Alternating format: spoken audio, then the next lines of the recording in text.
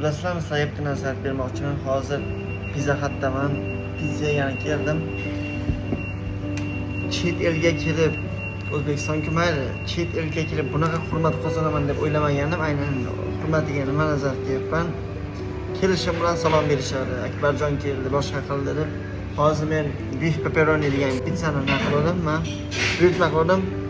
Meni do'stimga qilaverishgan deb turib, hozir Pokistonlik do'stim, akaxonim aytyapti, shandat deb qo'yaman, shandat degan suyuq degani, yaxshi zo'r degan ma'noda keladi. Hammasi ekstra degani shandat deydi Pokiston tilida.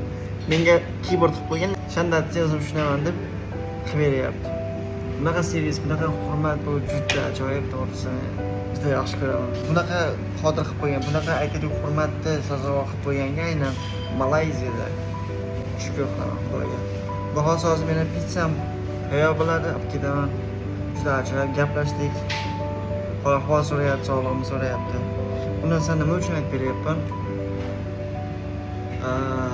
Meni rivojlanishimga eng asosiy sabablardan biri, men qilib turgan eng asosiy sabablardan biri shu networking deb o'ylayman. Aynan odamlar bilan qanday gaplashishni va qayerga o'tishni bilish.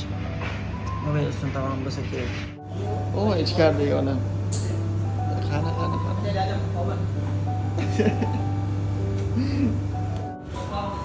Okay. Bunaqa pizza qayerda ko'rgansizlar? Men bunaqa kirib video olyapman, ruxsat olib. Faqat inglizchada o'zim kassadan oldida. It's only for me, right, bro? Yes. Shandar. Beautiful.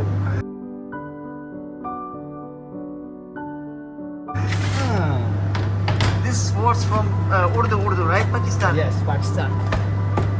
Shukriya, brother. Shukriya, nawazish.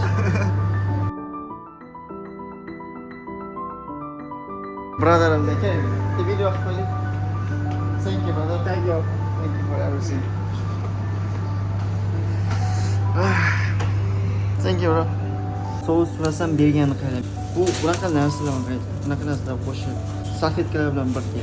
Katta pizza.